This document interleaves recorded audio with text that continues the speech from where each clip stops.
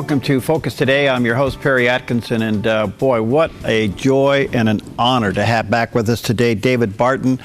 He heads up the premier wall builders organization. You can go to wallbuilders.com. He's one of the premier Christian historians of our day, and to have him for a few moments is really a delight and an honor. David, good to see you, my friend. How you doing? Hey, Barry, doing well. Good to be with you, sir. Thanks for having me. You bet. Well, listen, so much to talk to you about. I wish I had you for about 3 weeks, but we'll squeeze it into a couple of minutes here. You wrote a book called The Spirit of the American Revolution. We have a picture. Yes, we have a picture of it there on the screen. And by the way, you can go to wallbuilders.com and get that book. David, I want to talk about the word, the spirit of revolution. Do you think that's honest today? Well, I think there's a spirit there, but it's not the same one we had at the beginning. The one we had at the beginning was very different. It was very biblically oriented. You can see that from the first time Congress got together in 1774, September. They opened with prayer and Bible study that is reported to have lasted about 2 hours with the 40 delegates that met at that point in time. The next year, George Washington becomes commander-in-chief. And one of the very first orders that he issued to the new military was to call on every officer and soldier to live and act as becomes a Christian soldier, defending the rights and liberties of his country. The next year, we do the Declaration of Independence, and historians have pointed out that every single right set forth in the Declaration of Independence had been preached from the American pulpit prior to 1763. In fact, this book right here is from 1772. It was printed by the Founding Fathers, the Sons of Liberty. It is a series of sermons that were preached in the 1600s in Massachusetts. This pastor, this sermon, John Wise, talks about how the taxation without representation is tyranny. The government should be the consent of the governed. And he says that all men are created equal and endowed by their creator with certain inalienable rights. All language that later appeared in the Declaration of Independence. Then when they did the Declaration, you actually have this piece here. This is actually from 1776. This is Sam Adams. This is the speech that he gave at that point in time. And when he talks about what they did by signing the Declaration, he said, this is his quote. He says, "We have this day restored the sovereign of the universe, to whom all men ought to be obedient. From the rising to the setting of the sun, may his kingdom come." There's lots more, but that was the spirit of the American Revolution. It stayed that way for years after. This is actually a speech done by John Quincy Adams, who was actually in the American Revolution. 8-year-old boy, he already had his gun out with the Massachusetts Minutemen. But 61 years after the Revolution, he's addressing a 4th of July gathering in Newburyport, Massachusetts, and he asked them, why is it that in America, the 4th of July and Christmas are our two most important holidays? Listen to what John Quincy Adams says. "It's because that in the chain of human events, the birthday of the nation is indissolubly linked with the birthday of the Savior, that it forms a leading event in the progress of the gospel dispensation. The Declaration of Independence first organized a social compact on the foundation of the Redeemer's mission on earth and laid the cornerstone of human government on the precepts of Christianity." Now, that's what we used to study about the American Revolution. That's certainly not the way we get it in textbooks today, but these are the actual original documents. This piece behind me is actually one of the very early printings of the Declaration of Independence. It was actually printed when several of the Founding Fathers were still alive. Wow. David, there is a part of this that's kind of interesting. We just had this past Tuesday in the state of Oregon, we were state number 30 when Franklin Graham came through and held his prayer rally. It turns out, it looks like now, it'll be the largest event that we've ever had on our state capitol ground. It happens to be a prayer meeting. And of course, as you know, this is being replicated across the country in all the state capitals.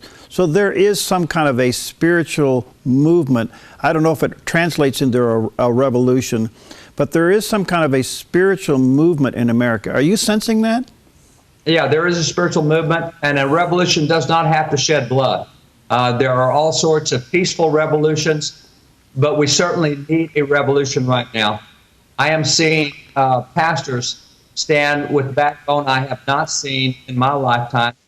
And yet in the American Revolution, the pastors were named by the British the Black Robe Regiment. That's because pastors back then wore black robes. And the British said that had it not been for the pastors, America would still be a happy British colony. And you saw the spiritual leadership, whether it was on the battlefield, so many pastors actually led their congregations into the battle. It was also in the legislative chambers.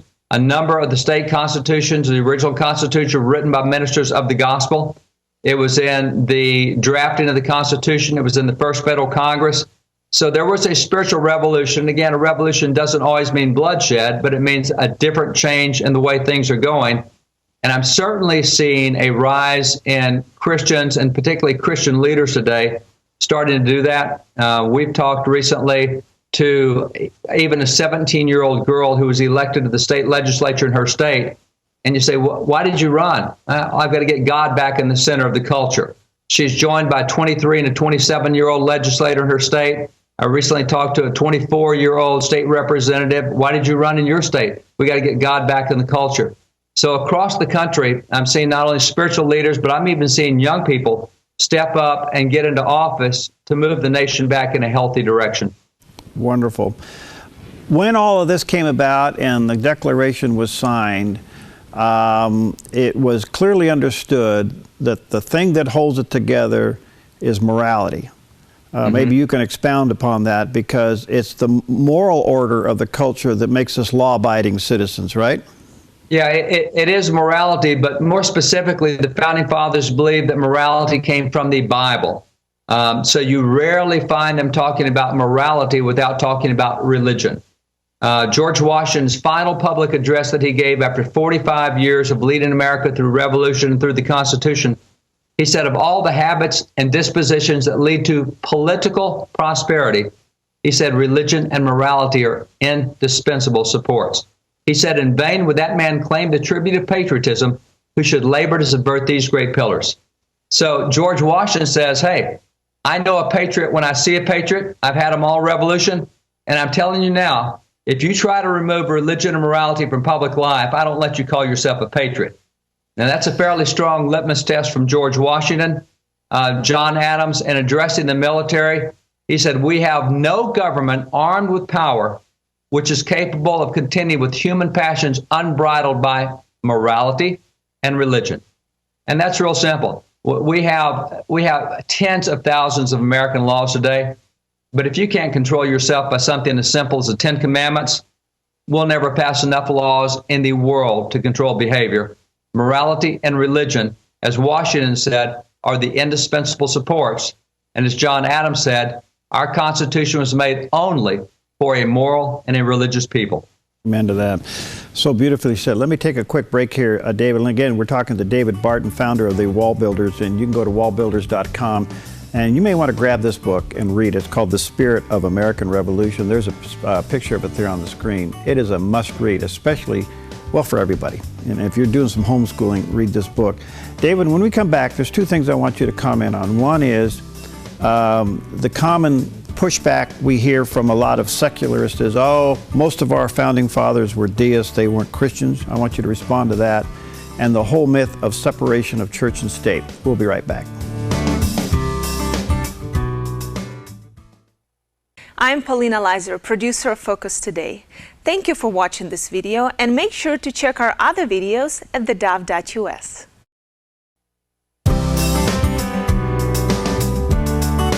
Welcome back, and what a delight and an honor to have back with us today David Barton, one of the premier Christian historians of our day. And if you've never been on one of his Christian history tours, you need to sign up and go. You need to put wallbuilders.com is one of the great websites on Christian history as a regular place on your computer, and visit there and maybe get a copy of his book called The Spirit of the American Revolution. The question that comes out of that today, are there elements of that revolution resurfacing today?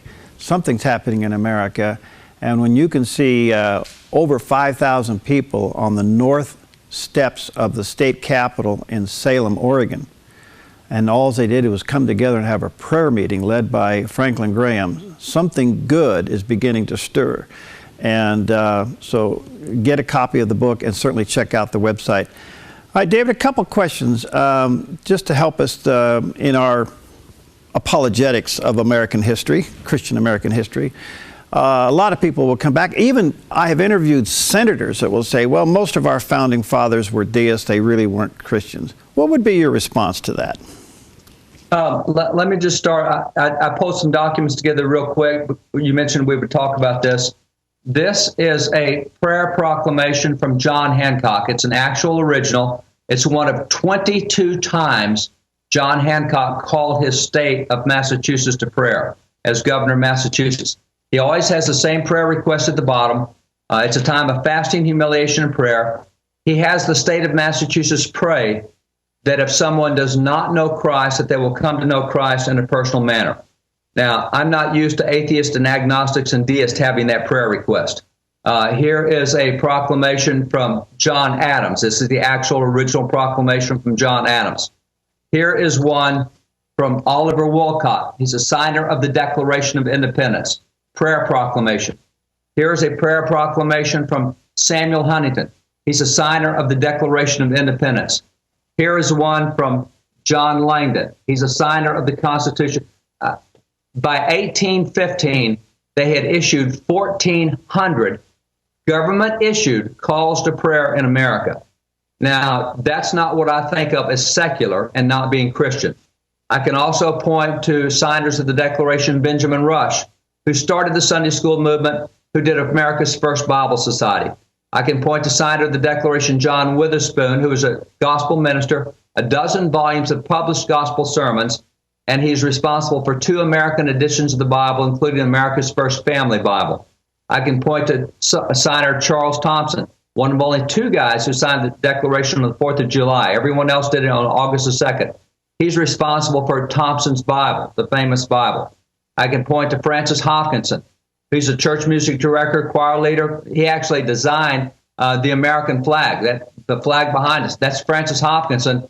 He put the entire book of Psalms to music so we could sing the Psalms like David has sung them. And by the way, in his hymn book, we have his original hymn book, Psalms 119 is third. And I can go through the others. The problem we have today is out of the 56 signers of the Declaration, people will identify Franklin and Jefferson and stop there. They'll point to the least religious, and they won't talk about all the others and all the strongly religious works that they did, the writings they did. That's what we own. We own their writings. It is very easy to show the Christian foundation of the Founding Fathers. There were some who were not Christian, but today that's all anyone knows. They don't know the rest of those 56. We'll jump over to Thomas Jefferson, but if you've ever visited the Jefferson Memorial, how can you walk away thinking that this guy didn't believe in a higher power? Yeah, Jefferson is, I mean, that's a great example because it's accurate to say that he's one of the least religious founding fathers, but least is a comparative term. Least is compared to the others. For example, signed of the Declaration, Thomas McKean. He's a judge over the Supreme Court of Pennsylvania. If someone got sentenced to death in his courtroom, he stopped the proceedings and gave a gospel altar call in the courtroom because whoever got sentenced to death is about to die and doesn't know Jesus. Jefferson didn't do that. But his God rhetoric is so remarkably high that when you go inside the Jefferson Memorial, 4 out of the 5 tableaus in there, engraved in stone, are God-centered. Jefferson is also the guy that when he did the plan of education for Washington, D.C. public schools, he put the Bible in as the primary reading text. That's Jefferson who did that. So he's the least religious of that group, but today that does not make him a secularist, not by a long shot. Yeah, well said.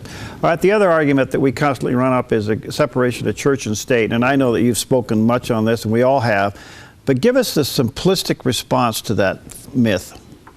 Separation of church and state, the Founding Fathers supported wholeheartedly, but it did not separate God from government. We've already looked at several of those documents. What it did was said we will not have a state-established denomination as we had in England. In Great Britain, we were under the Anglican denomination. The government told us what church to go to. Well, I actually have documents here in the library where Parliament passed laws saying, here's who can take communion, here's who can't take communion. Here's who can be a gospel minister, here's who can't be. The Founding Fathers said, no. God is in government, but the government does not run the church. And that's what it was we want the state to not tell the church what it can and can't do. So when Jefferson wrote that separation of church and state letter, and by the way, no court since 1947 has reprinted that short letter. It's only 233 words long. If you read the letter, separation of church and state means the government can't stop a religious activity. Since 1947, all we say is, oh, Thomas Jefferson said a wall of separation between church and state. We can't have a kid say God at graduation. We can't have a nativity scene at the city park. We can't have 10 commandments where people can see them. No. Jefferson's letter said separation church and state keeps the government from stopping religious activities. So that's the original separation. It was changed by a modern activist court, and we now live under something that is not a historical reality. Religious freedom, it's now part of the political and even the presidential debate. What's the proper, from your perspective, definition of religious freedom? You know, one of the things the Founding Fathers made very clear was that the first of all inalienable rights, and by the way, the Declaration, when they wrote the Declaration, the top 155 words set forth the 6 fundamental principles of American government. The U.S. Constitution embodies every one of those. Every clause goes back to one of those 6 principles. They said that the first of all inalienable rights is that of religious conscience, because the government's not supposed to tell you what to believe about your faith or how to practice your faith. The very first law passed in America regarding religious faith was to protect the rights of religious conscience. That was 1640. The rights of religious conscience, that's the longest protected political right in American history. And today we're saying, oh, if you're a baker, you don't have the rights of religious conscience. If you're a florist, you don't have the rights of religious conscience. If you're a county clerk, you have to give up the rights of religious conscience. That is the first of all the rights. And when you lose that right, then the government will take over every other aspect of your faith, your belief, your behavior, how you practice your faith. If you don't have the right to believe and to express those beliefs, then you don't have the right to a religious faith. All right, so religious freedom is directly linked to the First Amendment. It is. The First Amendment, and this is another aspect of separation of church and state. Regarding religion, the First Amendment says only, Congress shall make no law respecting an establishment of religion or prohibiting the free exercise thereof. Notice, first off, there's nothing about separation of church and state. And notice, second, that the only entity that's prohibited is Congress. Congress can't make a law, make it all Baptist, Catholic, Methodist, and Congress can't stop religious activities. It doesn't say anything about the people can't do it. It doesn't say the schools can't do it. It just says Congress can't make us all of one denomination. That's the extent of the First Amendment. Outside of that, if you keep Congress from getting involved in stopping activities, you will have religious freedom, religious expression. And now the courts have taken over the role of Congress and tell us how we can and can't practice our faith and what we can and can't do. There were 7 cases this year at the U.S. Supreme Court over whether the rights of conscience should be protected. The Constitution makes clear that they should be. Beautifully said. We are seeing something that as we all wrestle with this whole issue of terrorism throughout the world, which is religiously based. And now we seem to be swinging in a direction not to offend that religion at the cost of losing our own identity of our religion. How dangerous is this? Well, we're at a point in America where that if you have a biblical faith, you're in trouble. Now, we'll accept all other faiths. We'll encourage all other faiths. This goes back, I've been involved in 7 cases at the U.S. Supreme Court. One of them was a case where the U.S. Supreme Court said they had now created classes of religions. They said the larger your religion, the less protection you get. The smaller your religion, the more protection you get. Wow. Instead of protecting all faiths. So now with Christians being 75% of the nation, they get no protection. If you have a biblical faith, you're in trouble. You will get no help. Now, if you're not a biblical faith, whether it's Muslim or anything else, we will bend overboard to promote you. That's why in the Ninth Circuit, where you guys are, the courts have said and upheld that it's okay to require students in public schools to go through a 3-week indoctrination on Islam including writing Islamic prayers, dressing in Islamic garb, taking Islamic names, studying the Quran, but we can't let kids even say the word God in a classroom.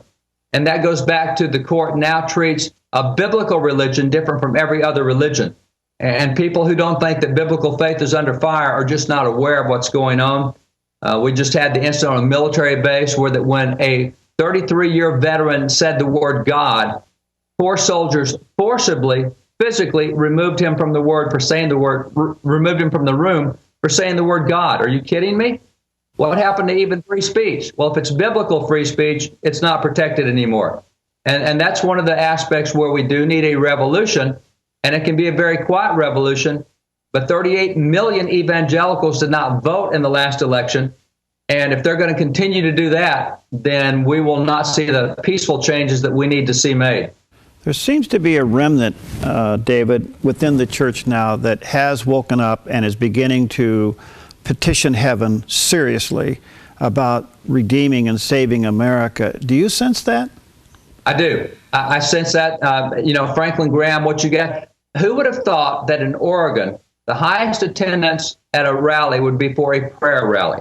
Of all the other things you've got going in Oregon, who would have thought prayer would be the one that draws the most people?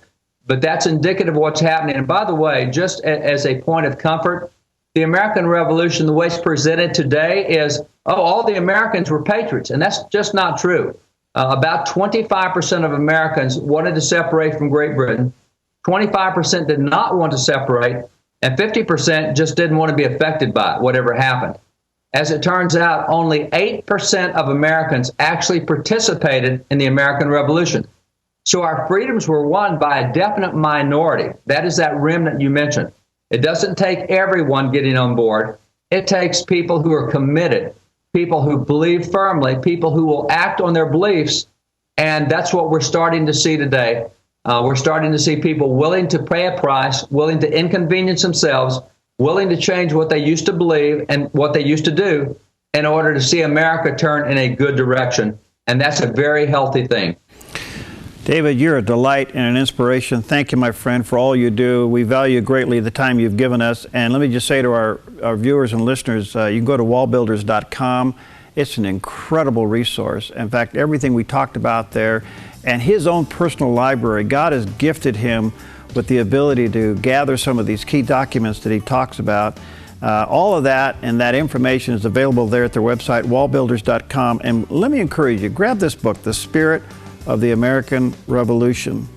I'm wondering if we're entering into a time where we're willing to give our lives and our fortunes up for the sake of for Christian liberties or freedom of religion for the generations to come. Do you think we're there? I hope so.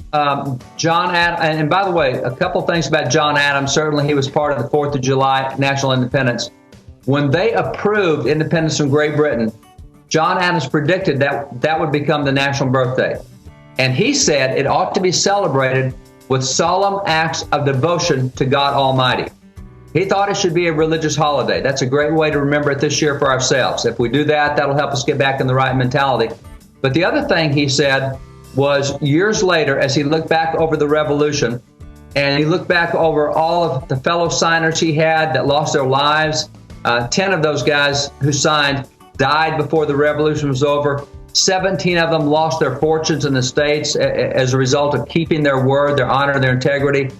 3 of them lost their children, 3 lost wives. It was a high price they paid.